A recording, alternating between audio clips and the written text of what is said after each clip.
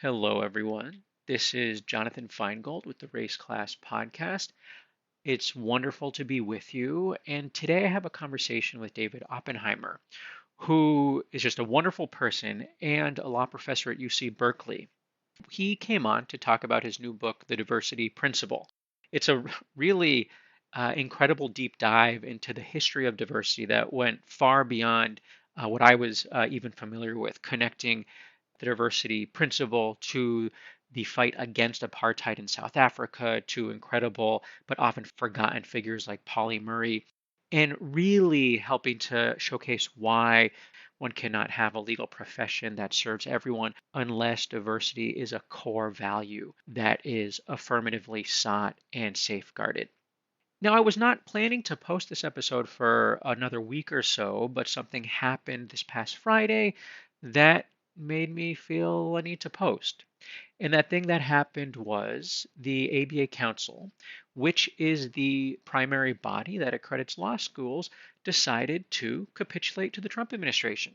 Specifically, the council voted 10-4 to repeal its primary diversity and inclusion standard, which I will admit is modest. It arguably could be strengthened, but it is very legal and it is quite important, particularly in this moment when there is a full on assault on the basic premise that the United States should be a multiracial democracy.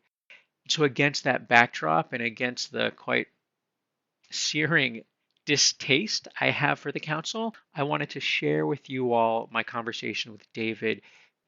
Even though we did not talk explicitly about the ABA Council's vote, it really places into such sharp relief why it is so inexcusable for entities like the ABA Council to fold in moments like this, as opposed to do the bare minimum, which is to hold the line against a federal government that is committed to the wholesale resegregation and subordination of many factions within US society.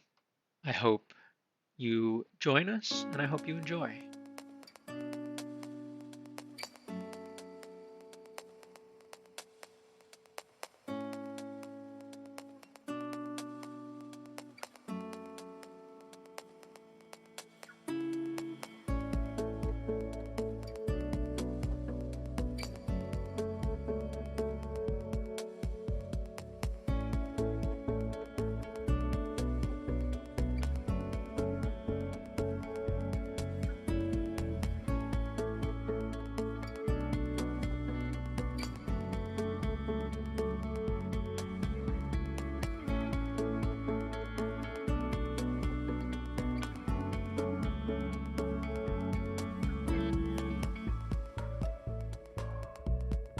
Well, let's get started. This is John Feingold. You're listening to the Race Class Podcast, and I'm really delighted to be here today with David Oppenheimer, a law professor at UC Berkeley, who is here to talk about his very hot off the press book, The Diversity Principle, in which you do a really deep historical dive into the ideas that animate this concept of diversity, the trajectory of the idea, different places it's gone in the US and globally. And obviously, this conversation is happening against the backdrop of, I mean, we could use different terms: racial authoritarianism, racial fascism, white supremacy, but a wholesale assault on the basic premise of multiracial democracy, with attacks on education, voting rights, access to potable water, essentially um, everything that the United States ostensibly stands for. And so, in many respects, this is a really ripe and important conversation for us to be having, though the moment is, a hard one. Let me start, though, by thanking you again, David, for being here, spending some time with me.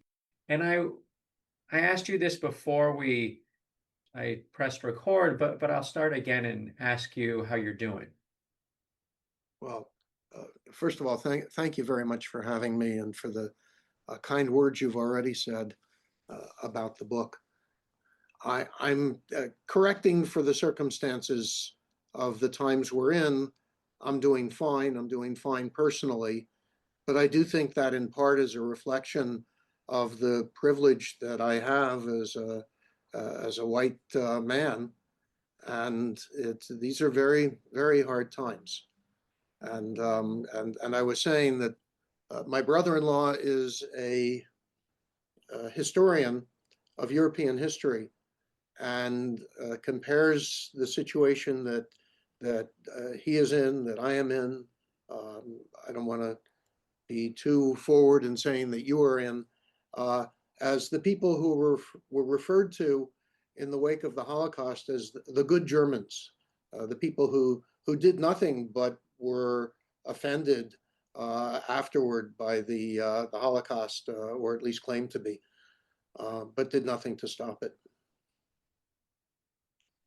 Yeah, well, I mean, I do think it can be helpful to, no historical analog is going to be perfect, but in order to understand where we are, analogy often is helpful in terms of situating us, and then that can clarify what sort of action is warranted and necessary in any given moment. And I think this is a time in which, notwithstanding the distinctions where in different authoritarian fascist uprisings, here in the United States and beyond, offer helpful analogies to situate us. And your book really does that quite elegantly with respect to apartheid in South Africa. And so I hope part of our conversation also, I'd love for you, when we get there, to say a little bit more about how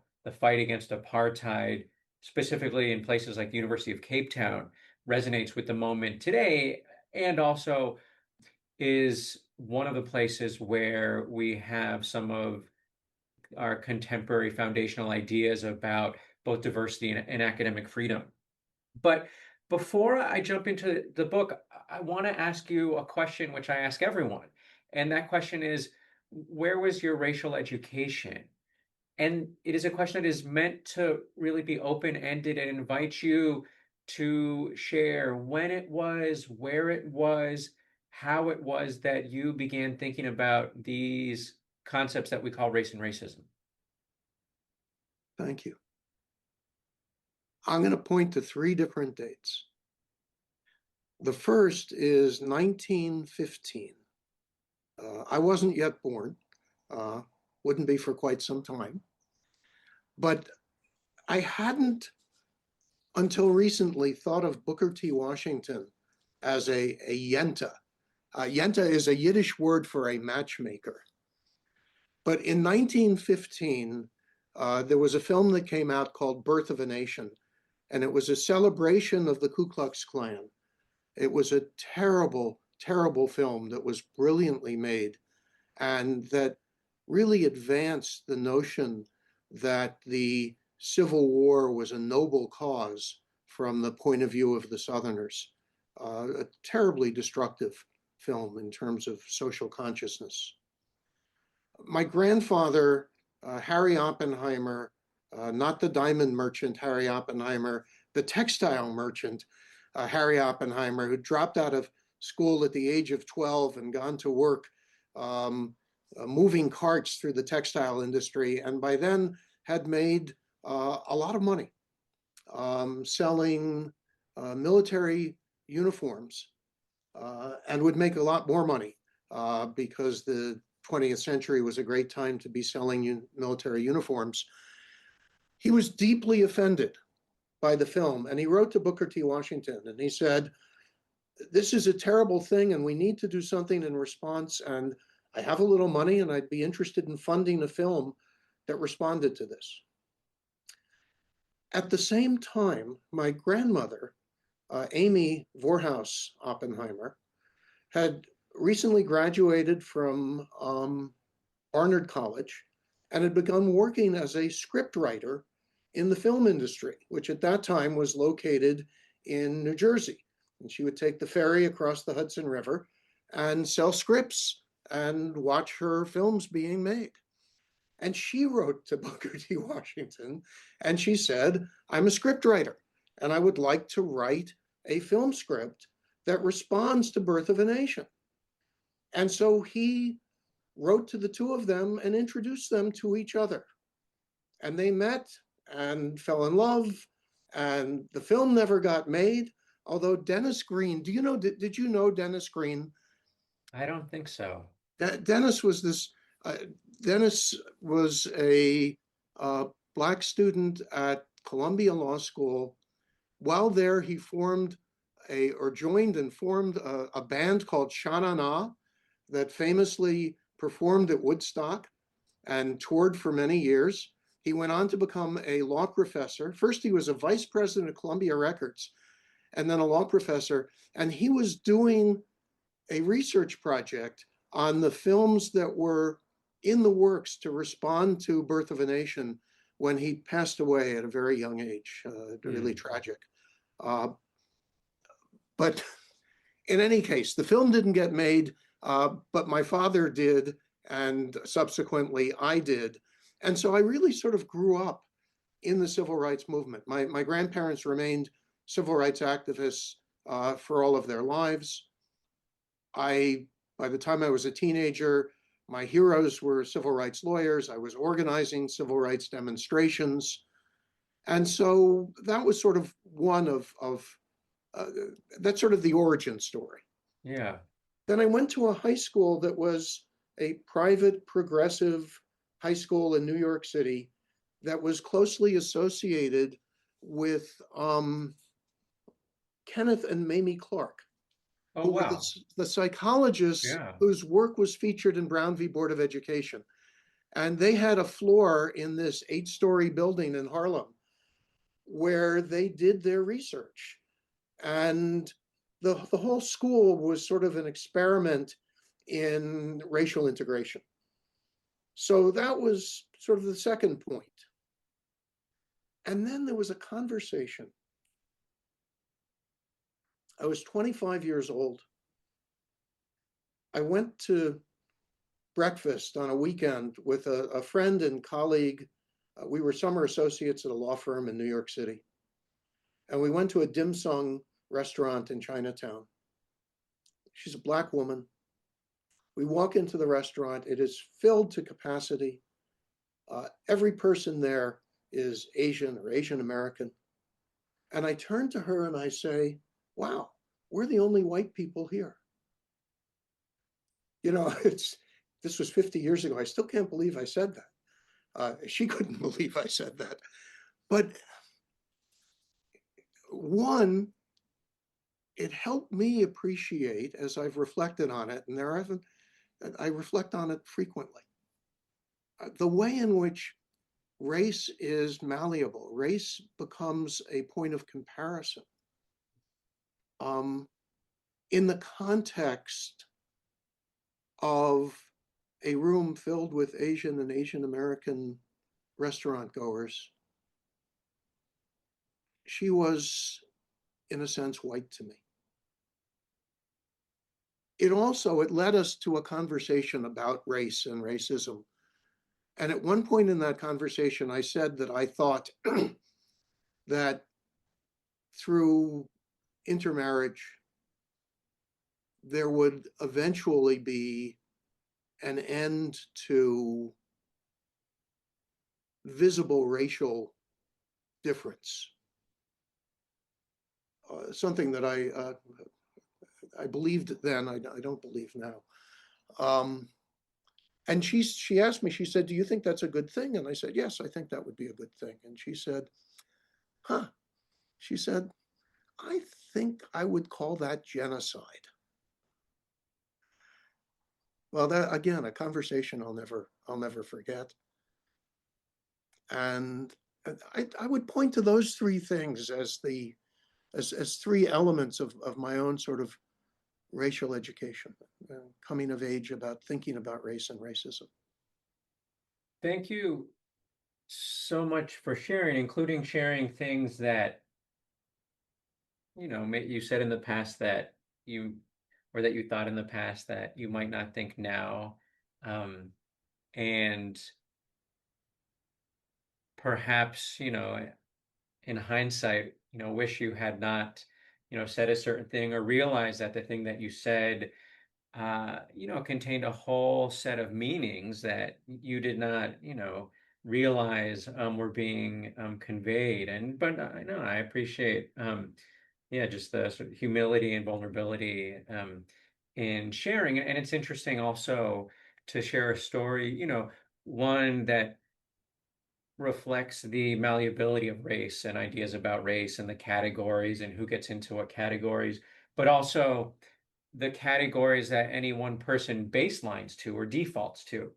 Because it could have also, you could imagine you were both there and it's like, oh, white was not the only racial category that was available for you both to fall into. And yeah, it speaks, I think, or it's another nice example or illustrative example of the way in which whiteness tends to be the baseline that we think of as, not actually something that is raced in ways that actually overdetermine or, so much. And it's also really interesting the reference to the Clarks, because so I've recently just been trying to read texts that I either have not read for a really long time or I never read. And one is Black Power by Carmichael and Hamilton. And they have a lot of citations to work from Kenneth Clark that I was not familiar with, in part because I was most familiar with the work that made it into Brown. And so lots of just interesting uh, intersections there. Do you mind, before we jump into the book, saying a little bit more about what you do at Berkeley, how you got there, what just professionally, what you've been up to for, the past however many years you want to get into? I'd be happy to. And I realize there's a fourth story I should tell you. Go ahead. And that is, and it was before I was at Berkeley. Well, Berkeley is a complicated story. But in any case, at this point, I was a law professor at a very good regional law school called Golden Gate University Law School in San Francisco. And I was I had two French LLM students who were working with me as research assistants. And because of their visa situation, they had to, in order to be employed, they had to get US Social Security numbers and US Social Security cards. Uh, so they went down to the post office to register for Social Security. And they came back to my office and they were very unhappy. And one of them said, "Professor, you won't believe what happened. When we went to the Social Security office, they asked us, 'What is your race?' And she said, 'How am I supposed to answer such a question?' And I was, again, very naive about the French understanding of race, something I've since learned a good deal about and written about. And both of them were, I, I think, um, from families from North Africa, French North Africa. They were um, uh, somewhat dark skinned. They would, today in the United States, they would refer to themselves, I think, as people of color. And so I asked the question, I said, well, where did your family come from? And one of them just absolutely blew up. And she said, "Professor, I am a citizen of France." I had asked a deeply offensive question because her strong sense of identification was with her nationality as being French, and a nationality that, at least in theory, denies the existence of race or racial identity, even as it recognizes the existence of racism. But her friend, who was very savvy to what was happening, savvy, of course, being from the French, savoir, said, well, she said, when the clerk asked us, what is your race? I said, you mean we get to choose? And the clerk said, this is America. Everybody gets to choose. At which point the student said, well, I said, then I choose to be white because I think in America, it's good to be white. Well, again, we could spend several hours just discussing that conversation. And I have. It tells us so much about her in particular, very good understanding of American culture. She's now a law professor in Paris. And it also tells us a lot about American culture and about French culture, and about comparative. And that was part of where I started working in comparative equality law, which is the area I now work in, not exclusively, but almost exclusively. So I first started teaching at Berkeley in 1982 in an anti-discrimination law clinic. I did that for 4 years. We elected a conservative governor in California. The clinic was defunded. I stayed on for another year at Berkeley, but without funding, there was no position for me. I moved on to a clinical position in a civil rights clinic at the University of San Francisco, and then a podium position at Golden Gate. And then about 20 years ago, Chris Edley was selected as dean at Berkeley and wanted to create a program in professional skills, and reached out to me and asked if I would consider coming to Berkeley to teach and to write, but also to create a skills program. And I did. And then a few years after that, the skills program was changed in many ways. And I started to focus, in addition to my teaching civil procedure and evidence and comparative equality law, started a center on comparative equality and anti-discrimination law. And we now have 1,100 members, academics, advocates, and activists on every continent but Antarctica. And we have a mission of trying to create cross-border collaboration and cross-generation collaboration around issues of equality and inequality. Thanks for sharing all that.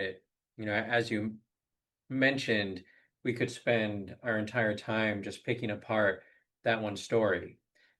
We could also spend time, unearthing the context that led to the defunding of a clinic that you were part of in the 80s because of a political appointment that was hostile to the work that the clinic was doing, which is what we're now seeing across the country in different sorts of respects.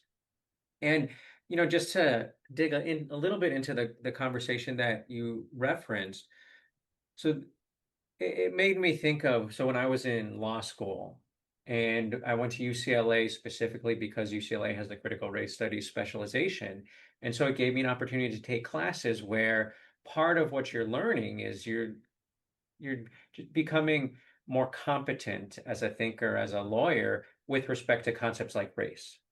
That we tend to treat as these very flat, static identities, but in reality are much more, so I think, better to be thought of as dynamic systems.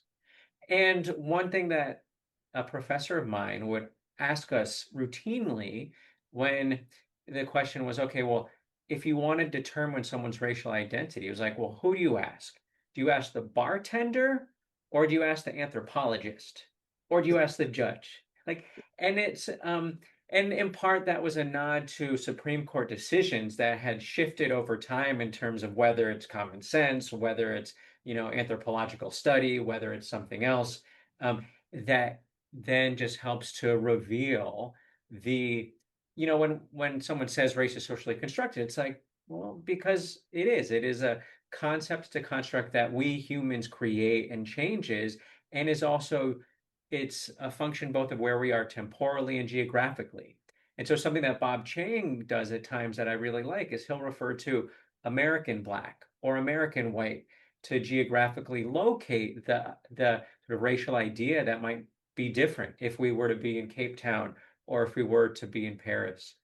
And then I guess the last little comment, and then let's transition into the book, is it's interesting to hear about the work that you're doing now that has a global dimension to it or cross borders dimension to it, in part because it, on the one hand, connects with the cross border fights against apartheid and against Jim Crow that you helped to elevate in the book as they sort of intertwined around ideas about diversity and academic freedom, but also in this moment where we see that the attacks on multiracial democracy are global and that you have well-connected authoritarian regimes around the country, of which our federal government is now sort of part of, that are allies and partners in an effort to both renaturalize the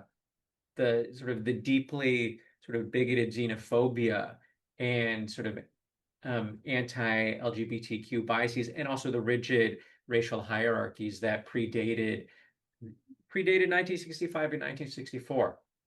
Um, so yeah, so let's jump into the book, and it is a really, really rich text, particularly for anyone who wants to have a historically grounded and layered engagement with the idea of diversity that we know at least one Supreme Court justice does not understand, that being Justice Thomas.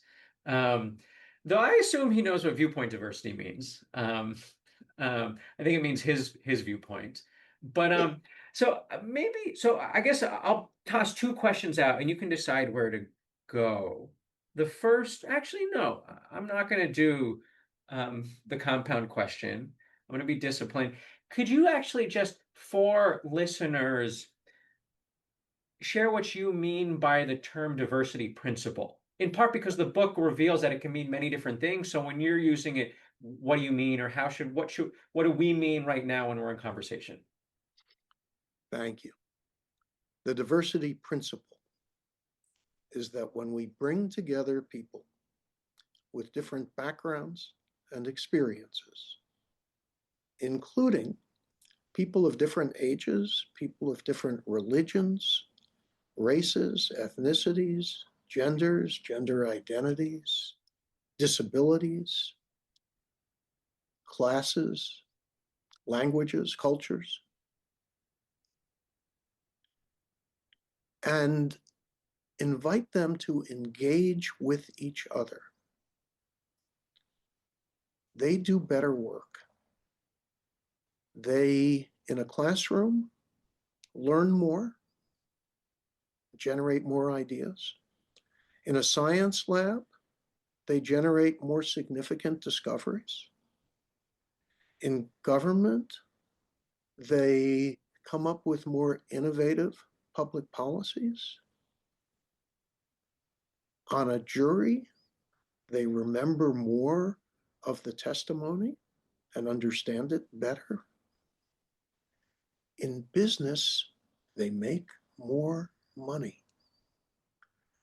And it's particularly an effective tool for improving decision making when we make sure that outsiders join with insiders in this kind of engagement. That's the diversity principle. Thanks. And for anyone who's listening is like, well, I want the citations. Does, diverse workforce actually help me make more money? There's an entire chapter on the sort of the empirical evidence behind the diversity principle. And I imagine there's other listeners who are like, that still feels insufficiently capacious as a principle, because the book also talks about Pauli Murray and how they are connecting sort of this, what you just said, with what we would think of now as like core commitments to inclusion and equity, about sort of ensuring opportunity for different groups, and also even the Harvard statement, the amicus brief that then made it into sort of Backy, also talks about the negative effects of isolation, that we would now sort of think of as the harms of being severely underrepresented in a particular setting, particularly if your group is negatively stigmatized in that particular domain, which is just to say that for anyone who thinks that the book is not engaging all of these different, or who might think,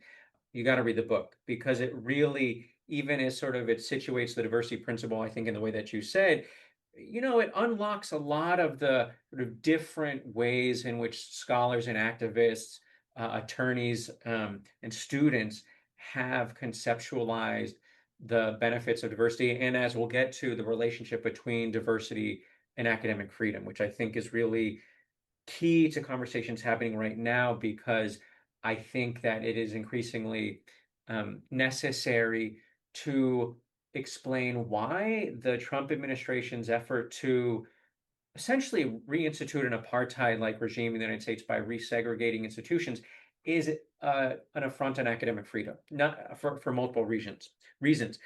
So, but yeah, maybe do you want to just, I don't know, where do you want to start the story? You started with the Mills. Do you want to start there, somewhere else? Where should we begin the diversity principle story?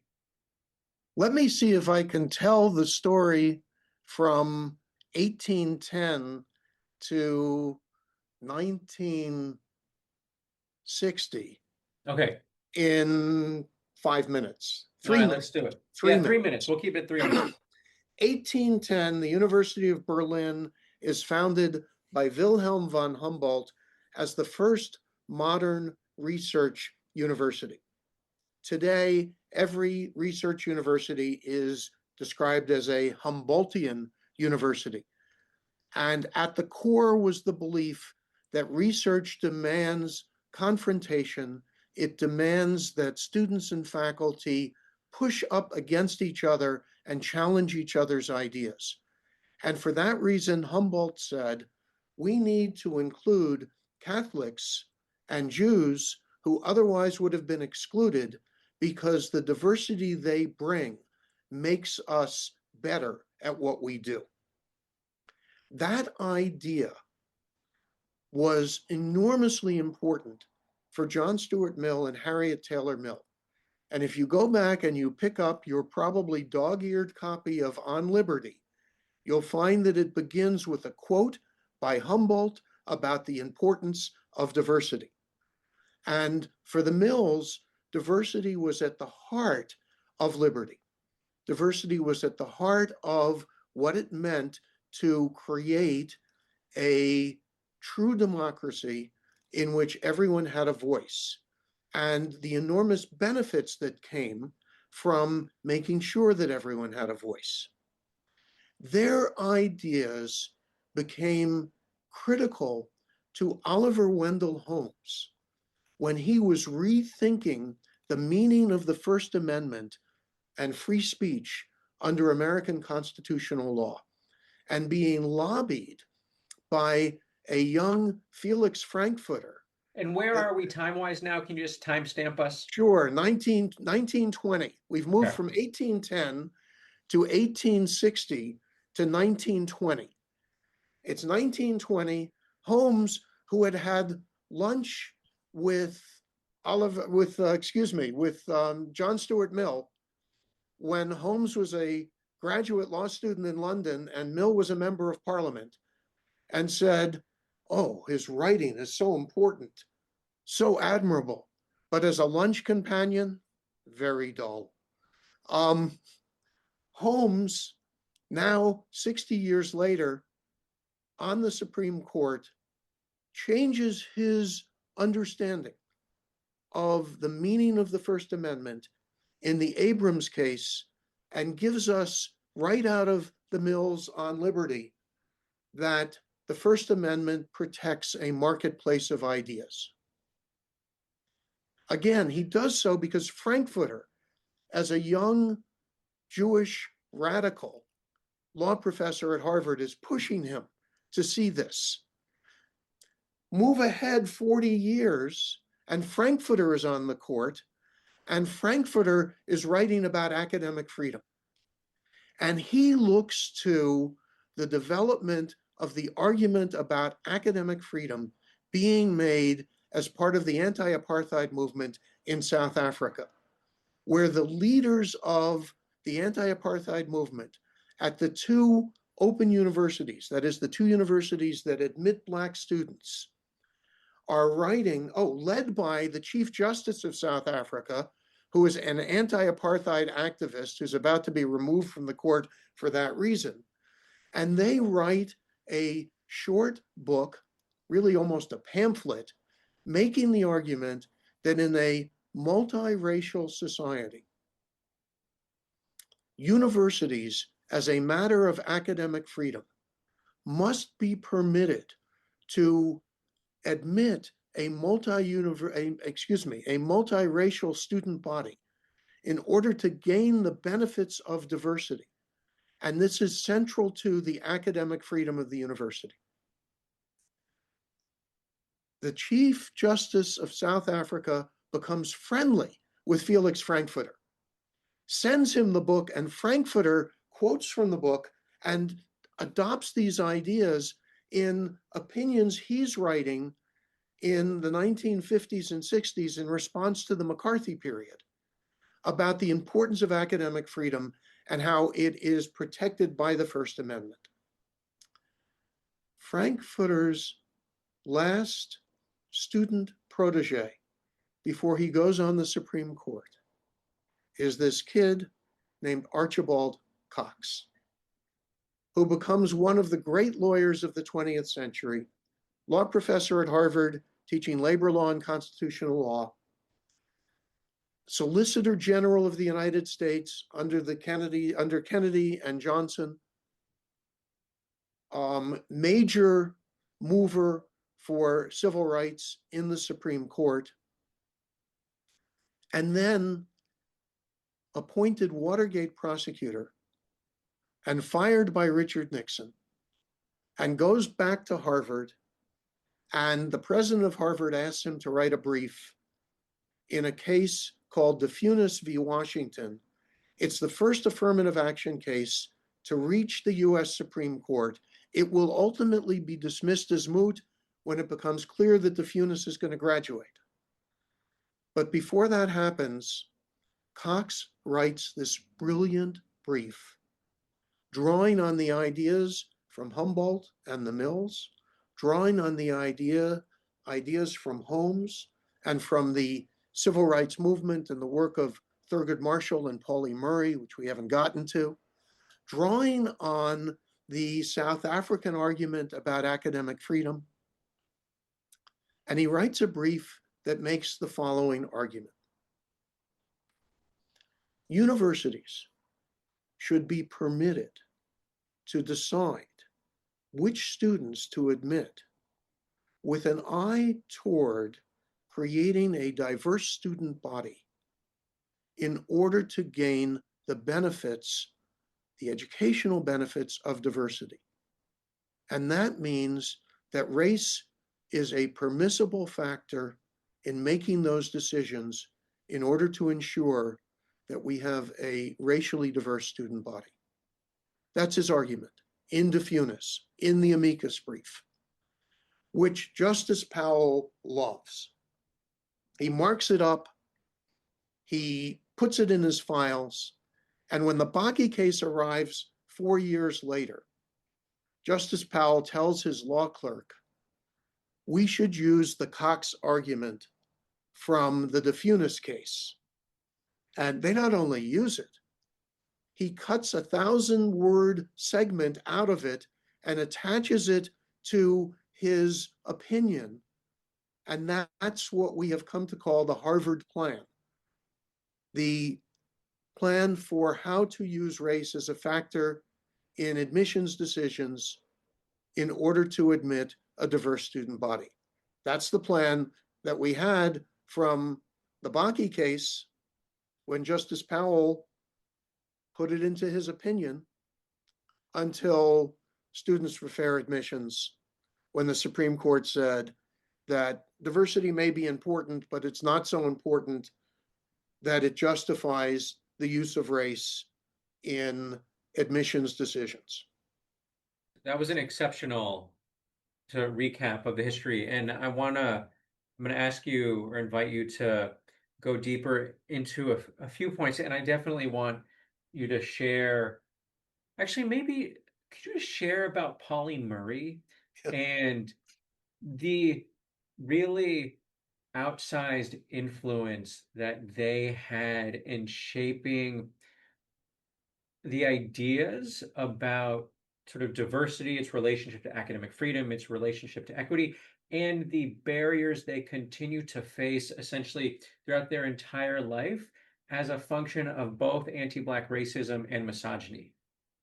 Pauli Murray was a Black woman who today would almost certainly identify as a transgender man, who was rejected by the University of North Carolina because she was Black, and rejected by Harvard Law School because she was a woman, and rejected for the position of chief counsel of the EEOC because she was regarded as a sexual deviant, as a lesbian and or transgender man, and as being too radical. But along the way, she convinced Thurgood Marshall to shift his argument in the cases leading to Brown v. Board of Education, from an argument that separate facilities were reliably unequal because American society wasn't willing to provide equal facilities for Black children, to an argument that segregation was inherently unequal because depriving Black students of the opportunity to mix with white students deprived them of the benefits of diversity and therefore deprived them of an equal education. Went on to convince Lyndon Johnson via Lady Bird Johnson to go to the Senate and insist that they keep in Title VII of the '64 Civil Rights Act the prohibition of sex discrimination, which but for Pauli Murray would have been removed. And what you note in the book was likely an effort to kill the entire thing, the introduction of the prohibition. There's an ongoing feminist legal argument that we've misunderstood that, but that is the conventional view. Yes, it's complicated. We could write a whole book on that moment in the history of the '64 Civil Rights Act. But in any case, yes. Goes on to convince the ACLU board, when she's a lawyer at the ACLU, and they've decided that they want to hire someone to start a sex discrimination project, that they really should hire that very shy woman law professor from Rutgers, even though all the men on the board say, no, she's too shy, she'll never be a good lawyer in an appellate argument. And she convinces them, no, you have to hire Ruth Bader Ginsburg, who she then joins on the briefs in the cases that lead to the Supreme Court finding that sex discrimination violates the 14th Amendment.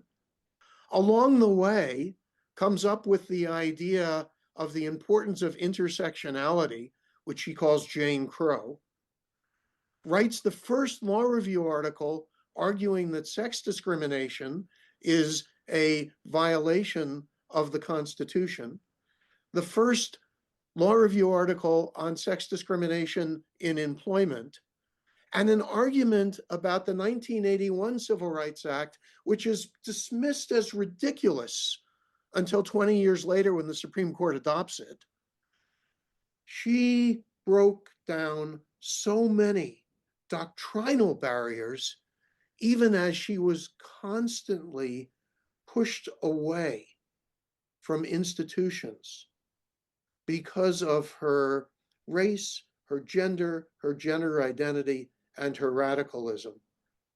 And then finally, go ahead. She's the first Black woman, maybe the first woman to work at a Wall Street firm, Paul Weiss.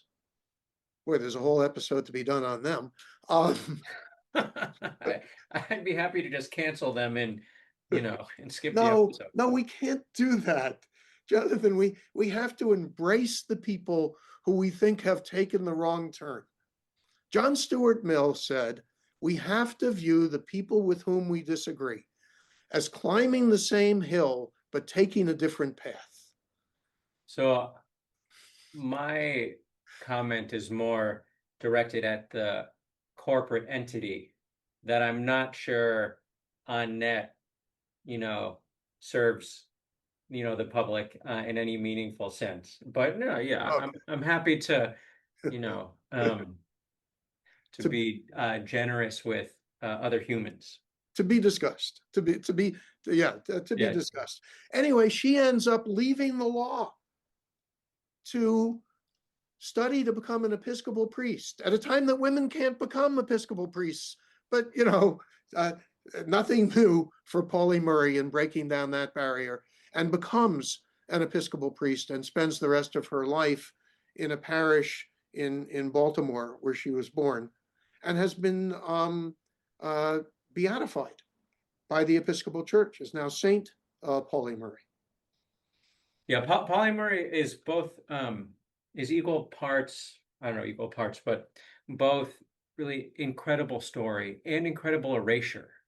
Just my guess, and maybe that's changed over the past few years, because there have been some, Netflix-like Pauli Murray movies and more writing, but the name was not a common, a name that was just circulating when I was in law school, as an example, 15 or so years ago. I had never heard of her until I started working on this book. And I'm starting work now on a book on Pauli Murray's legal legacy. Oh, wow. That would be great. That should become the feature film, I think. I'm always a little, hesitant to overstate what one person's story means, or to extrapolate it into some sort of universalizable idea. But I do think that Pauli Murray in all sorts of ways encapsulates why exclusionary institutions of higher education can never actually achieve the free and open, sort of robust discourse and inquiry that so many of our universities continue to say is what they're all about. And just empirically, someone who experienced the world differently as a function of the very sort of structures that cause them to sort of be an outsider, be excluded, to face different forms of subordination or exclusion, is just situated and oriented to ask different questions and to be interested in understanding just whole sort of distinct dynamics that shape society than the folks who were there. And that's just one way to think about why academic freedom why academic freedom and apartheid cannot coexist, do not coexist, but then also why any institution that is actually invested in the pursuit of better of knowledge, of better understanding the world, has to ensure that it is inhabited by all sorts of people who, as a function of their racial identity, gender identity, religion, as you said, experience the world differently. And then a really nice point sort of connected to that you make in the book is that it is not just about ensuring that all people have access to an institution, but it is ensuring that people are able to sort of enjoy the benefits of university or membership equally, or institutional membership equally, not just so they can thrive, like the Harvard plan references, in the sense of isolation, but because if you're just allowed in, but then subject to the same stigma or harassment that you are anywhere else, then there's no reason to believe that that space is going to be able to learn from you as well. Do do you mind sharing a little bit more about how Frankfurter's experience as a professor at Harvard might have shaped his approach to academic freedom? Or maybe I can ask the question a little bit more broadly. There's multiple moments in the book where it's clear that the personal experiences that people who now we would just, think of as white guys had, how as being somehow an outsider shaped their appreciation for the value of diversity and academic freedom. Frankfurter, I think, faces this from the pressure to get him canceled as a professor at Harvard from alums and others, and also the administrators at Harvard, who, the reference to quote the farm boy from, Iowa, like Yeah. that's actually drawing on personal experience. So yeah, so I guess I just say I'd love for you to say a little bit more about how the personal experience that some of these otherwise quite privileged men had still shaped their appreciation for diversity and academic freedom. Good, thank you.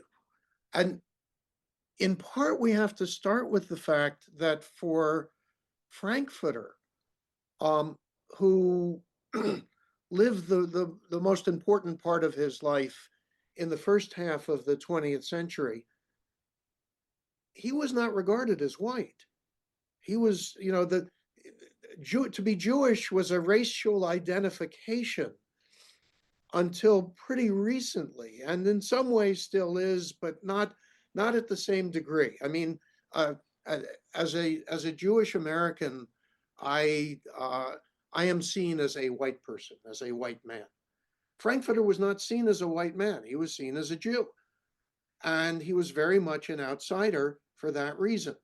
And when he was nominated to the court, there was opposition because there was opposition to putting yet another Jew on the Supreme Court. He almost lost his position as a professor at Harvard because he spoke out against the railroading of Sacco and Vanzetti, two Italian immigrant anarchists who were falsely accused of committing a burglary, or robbery rather, and were convicted by a highly biased court, a racist court, racist against Italian Americans, given the era, and then had the experience of watching Lowell Abbott, Abbott Lowell, the president of Harvard, who had protected him when he had been so outspoken. And the board wanted to deprive him of his tenure. And Lowell, who's a terrible racist and terrible anti-Semite, but believed in academic freedom, and said, if you get rid of Frankfurter, I'm going to quit, and saved his job. And then Lowell turns around, becomes the leader of the commission that looks at the Sacco and Vanzetti conviction, and without even reading the entire record or listening to the arguments, writes an opinion saying that it was a fair decision, which Frankfurter later said was he just couldn't get past his own class interests. But it was a terrible thing, and Sacco and Vanzetti are executed. And Frankfurter, really for the rest of his life, even as he becomes on the court a fairly conservative voice, he's actually a great example of somebody who is a politically liberal and judicially conservative, something that's just outside the realm of our experience today. But because there are no judicial conservatives, they're all judicial radicals, and whether they're liberals or conservatives. They look, they see them, my own personal opinion, they see No, themselves. bring your opinion here now. Yeah, This is a site for free, open, and critical inquiry. And if we the downside is that we don't have time to actually run down all these threads. yeah, well, okay. And maybe for that reason, let's get back to Frankfurter, who who brings that experience of being the outsider with him. And the relationship between Frankfurter and Holmes. Holmes is as much of a Boston Brahmin as you can get. His father invented the term. And Frankfurter is this Jewish radical. And yet they have this incredibly close and affectionate relationship. And Frankfurter, in his teaching, challenges students. Frankfurter is the master of the Socratic method done well, and is famous both as a teacher and then later as a judge in challenging people's views. Well, that's at the heart of what the Mills were talking about and why diversity is so important, because when you're challenging people, people have to bring their own life experience, their own lived experience to the arguments they make, to their view of the world, to their understanding of the world. So we unfortunately only have a couple more minutes, and I do want to close with, I mean, I actually have many other questions I'd like to ask, but I'm going to close with this. Early in the book, there's sort of this passing reflection about how you were skeptical of the diversity principle. And then after this project, you became a believer. And if I've mischaracterized, please correct. But if I got it right, I just would love to hear a little bit more about this sort of transition, this trajectory for you from skeptic to believer. I think that we as a society have an obligation to make dramatic restitution and reparations toward Black Americans, toward the survivors, or the what's the word for Descendants? Thank you, the descendants of slavery. And I thought that the diversity justification for affirmative action was a weak justification, that it was simply about putting some small number of Black students in a classroom for the benefit of white students. Pauli Murray talked about diversity to benefit Black students. Justice Powell talked about diversity to benefit white students. And I just thought that diversity was largely tokenism and lip service. And then I started doing this research. And by the time I wrote the book, I had learned that this idea that diversity helps us to make better decisions, to see the world more broadly, to understand the world more deeply, is a profound idea with a deep, long history that is critical to higher education and to democratic discourse. And I was wrong to dismiss it.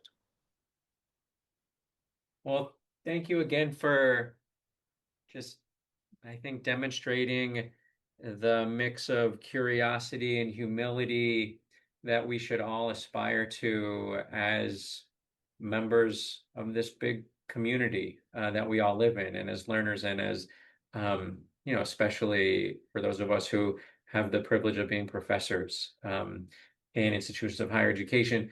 And we don't have time, but I just want to give another shout out to the many characters in the book, including the dean from the University of Cape Town, who went down swinging, who did not engage in anticipatory obedience, did not,